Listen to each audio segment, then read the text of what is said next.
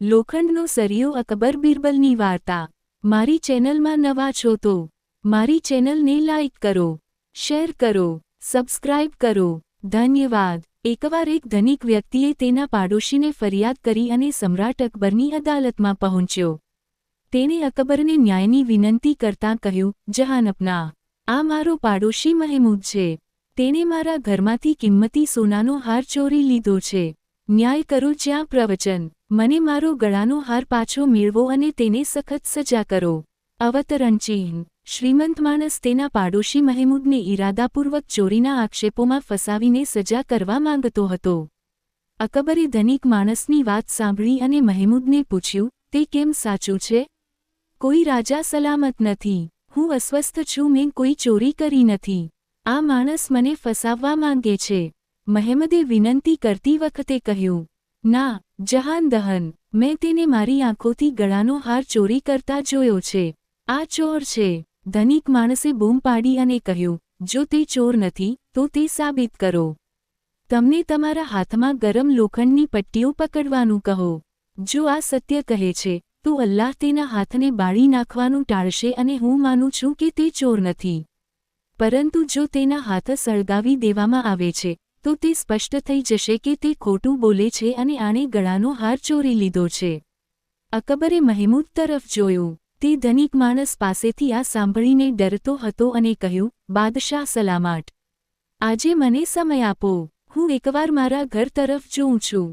જો તેને પરાજય મળે તો હું તે આપીશ, નહીંતર હું ગરમ લોખંડની પટ્ટીઓ પકડીને મારી નિર્દોષતાને સાબિત કરીશ।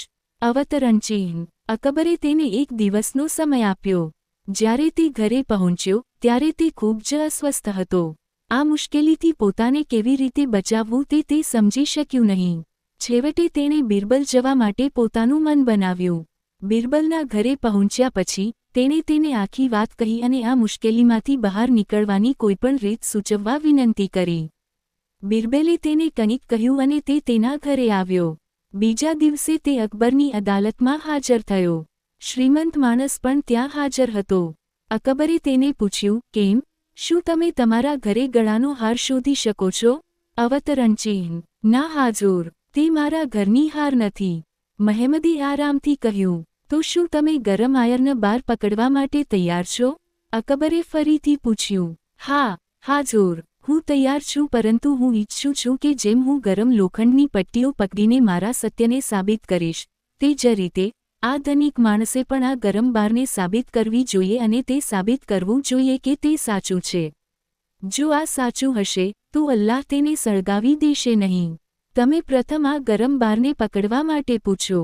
અવતરણ ચિહ્ન। તે સાંભળવાનું હતું કે ધનિક માણસ પરસેવો શરૂ થયો।